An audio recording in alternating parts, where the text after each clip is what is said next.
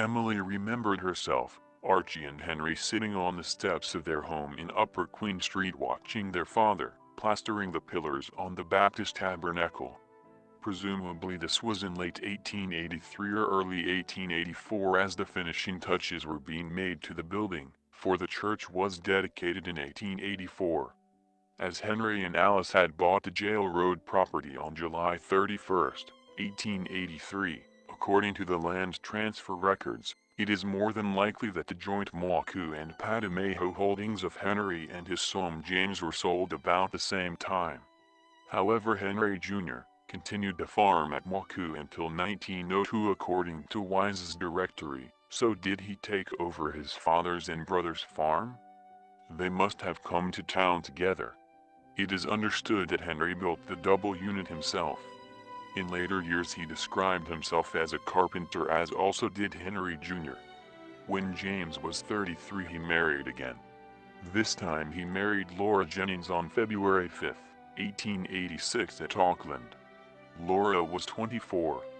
Baby Alice, who was by that time nearly 4, was reunited with the rest of her family. Eventually Laura had 7 children of her own, so she brought up 11 children altogether. Personal recollections by Archie and Emily record their fathers admonishing them for using the word stepmother to his new wife. James insisted on Laura being referred to as mother. Emily had nothing but praise for Laura, who had been a wonderful mother to them all. Laura Jennings was born October 19, 1861 at Allen End, Middleton in Warwickshire. A photo of her parents taken outside their old stone cottage at this same address in 1900 shows the likeness between Laura and her own mother. The story handed down through the family was that Laura's father was the illegitimate son of one of the gentry on the estate. Henry Jennings, another Henry, mother was the village servant girl at the big house. Henry Jennings had received a good education. He could read and write and do numbers, and apparently was very well educated for those times and in his humble situation. He was the only one among the villagers who could read and write, and thus he became a scribe for his neighbors. Apart from receiving an education, he was also given a cottage on the estate and eventually the position of head gardener. In any event, Laura herself was also educated, no doubt by her own father. She came out as a governess, but we do not know exactly when or on what ship. She did have other brothers and sisters too, from the family photos, but we do not know whether she was the eldest. It is possible she left England to accompany some already emigrating family, or even came out on an assisted passage for the same purpose. There are several Jennings names listed among the immigrants and only one Miss Jennings, no initial, who arrived on the Rota Mahana from Melbourne on February 27, 1882. She was listed as a saloon passenger, which meant she paid her own fare. That ship's manifest also lists around 20 unnamed steerage passengers. Thus few, if any, who traveled steerage, and they did pay something for this privilege, were ever listed on the official documents of the shipping lines even from England. As she married James in 1886 when she was 24, it is possible that she was that passenger. Family hearsay says she was 20 when she arrived in New Zealand, so this does fit. With 4 children to care for immediately, her married life must have been extremely busy. Their first child, Laura, was born August 13, 1887, followed by Ethel Elizabeth on September 17, 1889, Margaret Minnie, known as Peg, on July 25, 1891, Gertrude on December 28, 1893, Ada Beatrice November 29, 1896, and Ernest Roderick on January 22, 1899. Thomas Raymond was born April 17, 1906, but died of a ruptured appendix when he was just 13. James himself was 22 when his youngest sister, Margaret, was born in 1874. Always known within the family as Maggie, she later married William Turley. So this 3-year-old girl became an aunt to James and Jemima's children, and then later to Laura's children. Maggie was only 4 years older than Emily, yet was her aunt. This certainly created complicated relationships in the family. Being of such similar ages, they would have been all brought up more like cousins. On the other hand, as a matter of etiquette in those days, a friend or distant relative of one's parents' generation was automatically given the honorary title of aunt for propriety's sake. Hence some aunts of earlier years turned out to be second cousins when they grew up. When James first came to Auckland, he worked on the wharves and lived in a rental house in Upper Queen Street. When he and Laura married, they lived next to Alice in the Boston Road house where young Laura was born. Ethel, Margaret and Gert were born at the next house in Hobson Street. The property was a few doors above the present Cook Street intersection, and next door at that time to Mrs. Yandel, the taxidermist. The family used to recall the odors and strange sights in their neighbor's backyard. A friend, John Knowles, persuaded James and Laura to accept a loan of £200 to build the dairy at the corner of Union and Wellington Streets about 1895. The land on which was built had been a pumpkin patch of the adjacent neighbors, the Robinsons. James had a milk round too, which went with the dairy. The actual 70-acre farm and animals were out at Mount Albert adjacent to the Kerr Taylor homestead, and had more than likely been part of their original holdings. James went out daily by horse float to collect the milk from the farm. The joys of helping Dad to deliver the milk in the early morning hours, with the assistance of the dandy, were shared by all the older children. The old dandy was still at Brother Tom's Northcote house about 1940. James called his dairy 3 Rings.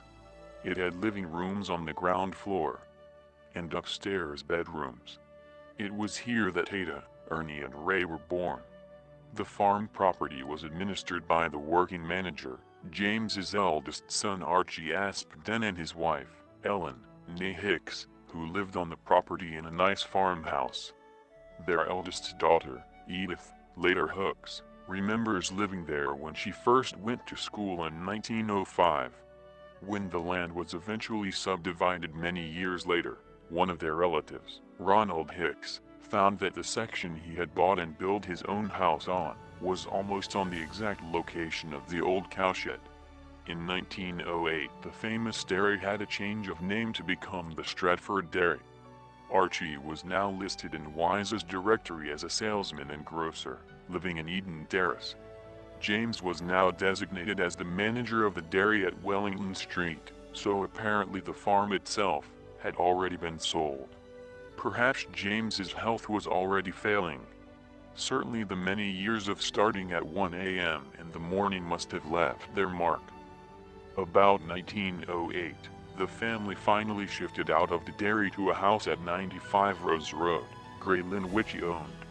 Many years before this, in October 1899, James had bought another property at the corner of Rose Road and Surrey Crescent. It was a shop with a house attached.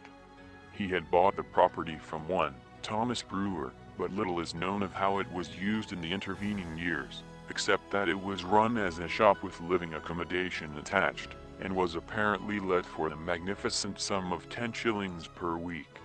21 years later, in 1920, Laura eventually sold this corner block of land with house and shop to the Auckland Milk Company.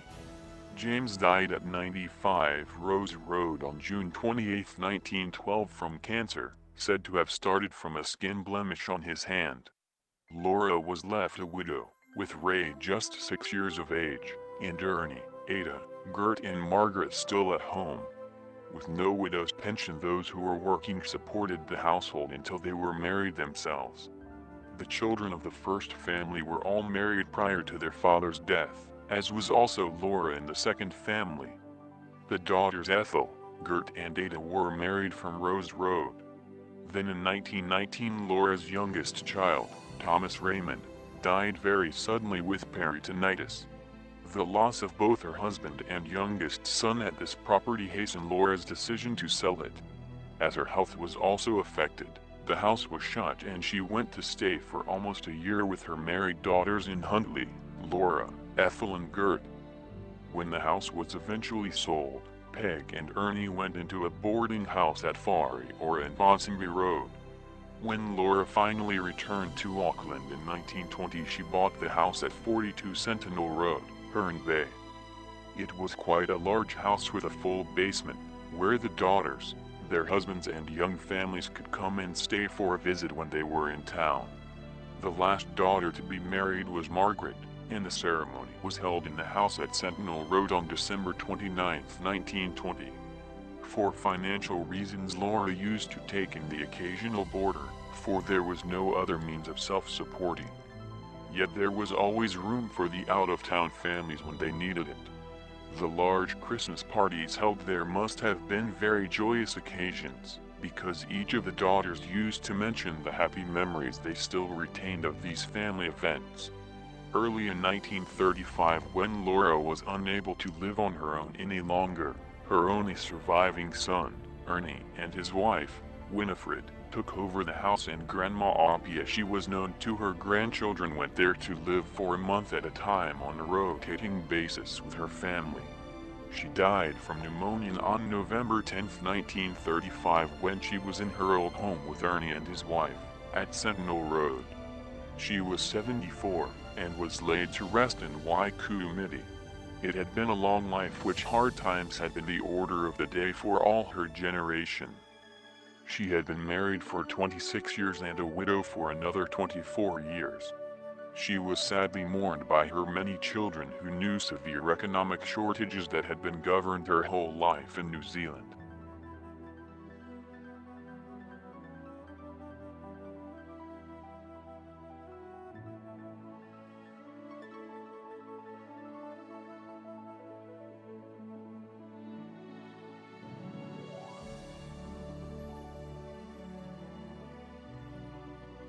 The children of James Aspden. James Archibald Aspden was the first child of James and Jemima.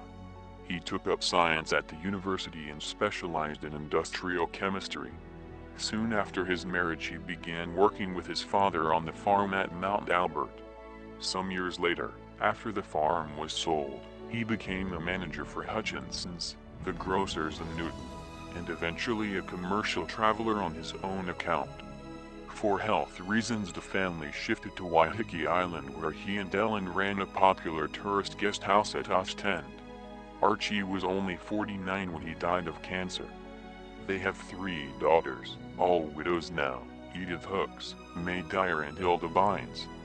The Hicks family were also connected by occupation to the Northcote Aspdens, for Ellen's brother, Walter Hicks, was an accountant for the shipping company for many years. Now in his 90s, he still leads an active life. Emily Aspden was the first daughter. As a young girl, she worked for the Colonial Ammunition Company just across the road from home. She started in the factory but soon found herself promoted into their office. She married Frank Jackson, a grocer, who also worked for Hutchinson's.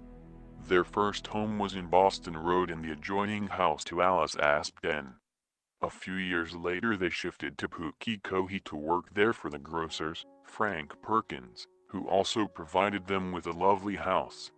When the Jacksons bought their first shop, it was at Puni, back in the Maku district where Emily had been born. After that shop was sold, they returned to Auckland and stayed for a year in the flat at Sentinel Road before buying their next grocery store at Te Pāpapa.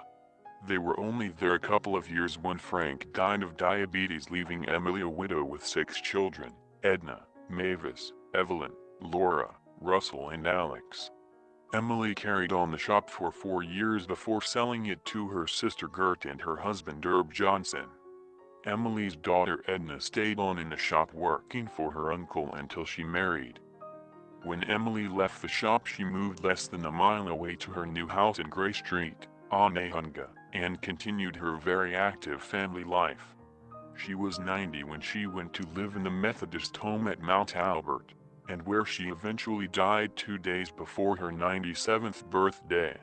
Her life was not easy, being a widow with 6 young children, and much sadness too, for both her sons died comparatively early, each leaving a wife and family. For all that, Her bright and sunny disposition was reflected in her very long life of loving service to her family and her church. Many of those who read this book will have been the recipients of those lovely colorful tea cozies her busy fingers produced by the hundreds for her family, friends, and the many church bazaars. Henry Aspden married Elizabeth Giles, whose parents had a baker's shop in Ponsonby. The triangular-shaped brick building is still there. Henry and Elizabeth were married in 1905 and farmed land at Henderson. About 1915, they went to the Muck, where Henry was a mill hand and Lizzie's expertise at baking was in great demand. Later they moved to Putaruru, where Henry again worked in the mill, but at night he owned and ran the first picture house in the district. Lizzie was the musician, playing the piano with suitable music as necessary adjunct to the story. Henry was only 40 when he too died of cancer. Their girls are Winifred Cooper and Peggy Taylor, but their son James died in 1978. Lizzie herself, now 98, lives with her daughters alternatively. Alice Aspden was another tailoress. She married Donald Ruddle, who was born in Waipu. His parents had come there from Nova Scotia. Donald went to service in the Boer War, and upon his return became a Kauri bushman in Northland. He and Alice were married at Pitt Street Methodist Church on December 20, 1905. Their first home was at Porati, near Whangarei, where they owned the hotel, and where their sons, James Ruddle, Donald Ruddle, and Ivan Ruddle, were born. When it was sold, about 1912, they turned to farming in Otaika, again in the Whangarei district. Audrey Ruddle and Gurley, Lorraine Ruddle, were born there. Later Alice and Don ran a guest house in Bank Street, Whangarei, which they sold just before the war, and shifted a few miles north to Kamo. When Don retired, they went to Pata on the coast near Whangarei Heads, where they had a few acres of land. After Don died in 1945, Alice moved into Whangarei Township to be near her family. She was widowed for 32 years when she died, aged 95. Like her sister Emily, who died 2 days before her 97th birthday, this daughter of James and Jemima showed that hard work and a large family is a good recipe for healthy living, for each raised 6 children. Laura Aspden was the first child of the second marriage. Like several of her sisters, she became a tailoress. She married Tom Nicole, another tailor by trade. Though was born in Blantyre, Scotland, he lived for some years in South Africa before arriving in New Zealand. He had a tailoring shop in Ponsonby Road before he and Laura were married. Later they moved to Huntley. Their next move was to Helensville, where Tom had his usual tailoring establishment and Laura ran the tea rooms and later a dress shop. She was also very active in the Women's Lodge of the Eastern Star. At the very early age of 52, Laura suffered a stroke and died in 1939. Tom then moved back to Huntley with his youngest son Tommy, and where Bob was also living. Eventually Tom died there aged 78. Ethel Aspden was another tailoress. She married Trevor Jetty, who, at that time, worked for the agricultural department. His job took him around the country. They were living in Gisborne in 1915 when Elisa White was born. Son Colin was born in Wellington in 1919. When Trevor left the department, he shifted to Pukimaro near Huntley, where he and his brother-in-law, Herb Johnson, ran the local grocery business. Trevor and Ethel's youngest child, Noel, was born at Pukimaro in 1924.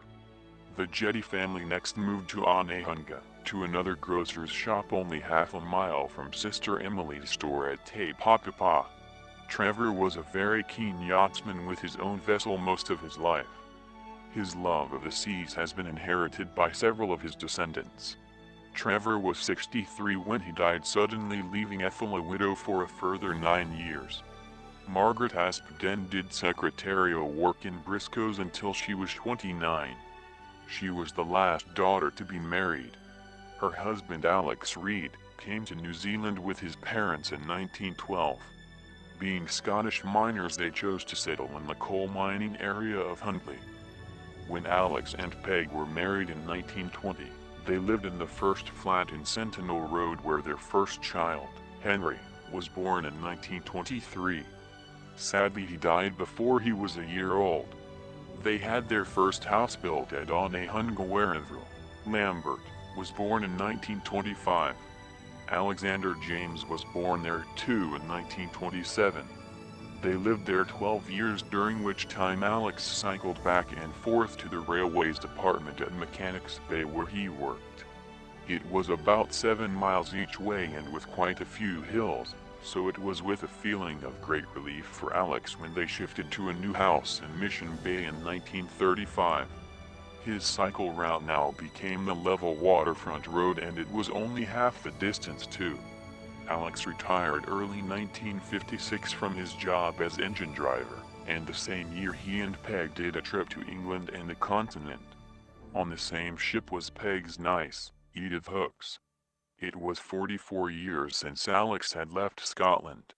They toured England with Gladys and Bill Aspden in Bill's car and visited Mellor and Preston in Lancashire, where they tried to make contact with possible relations. There were so many Aspden names in the area, a lack of time limited their opportunities to follow them up. However, from memory, I understand they found 2 families of distant cousins. In 1959 their son, Alexander James, died very suddenly with encephalitis aged 32. His wife, Sheila, was left with 4 young children. Both Peg and Alex died in their mid-70s. Gertrude Aspden was a tailoress also, and who served her apprenticeship under her brother-in-law, Tom Nicole, at Huntley. She lived with them in their home also. There she met her future husband, Herb Johnson, another Huntley boy. His mother, Eliza, née Ellis, was born at Collingwood, the first white child born in the Nelson province. When Gert and Herb were married, they went into the grocery store at Pookie Merrill with the Jedis. Laura Scott, their only child, was born there. When the shop was sold, they too moved to Auckland and bought Emily's business in Te Pāpapa. In 1935 they left grocery behind them and ran a home cookery at Cheltenham on the North Shore. When Herb retired they moved to Point Chevalier, where he died aged 75.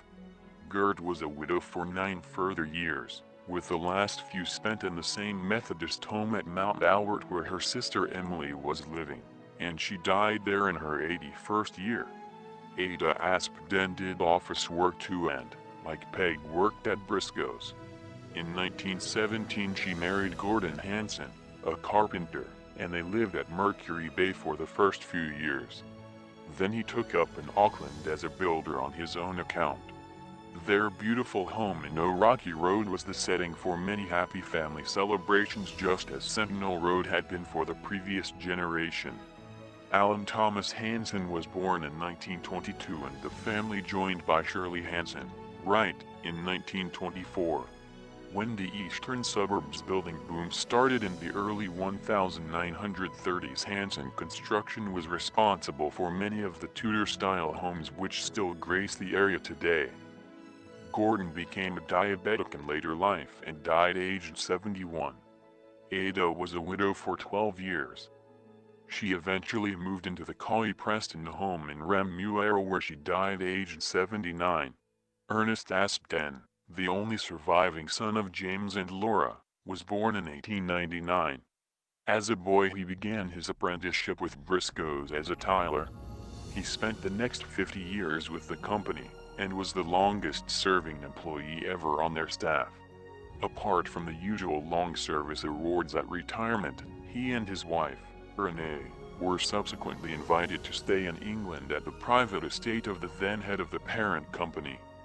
This they did when they went on a world tour. Ernest was a very artistic person as well as being a musician who had his own band for many years. Though he was married 3 times, he had no children. In retrospect, one can see that conditions and thus opportunities governed the choice of jobs. The older children expert bushmen through sheer necessity, and later farmers. Shopkeeping was a very popular choice for the self-employed. All the girls had to be good cooks and most had sewing experience. Several were apprenticed to the trade to become tailoresses, while the younger ones did office work, a sign of the changing occupations open to women. With 3 of the family working in one firm, it appears that jobs were not plentiful and it was often the case of a relative putting in a good word for any vacancy that became available.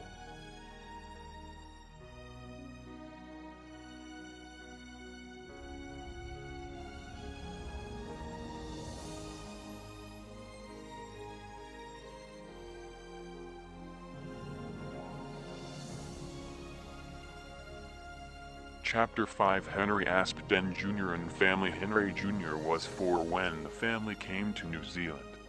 He could have had some schooling in the temporary school in Maku.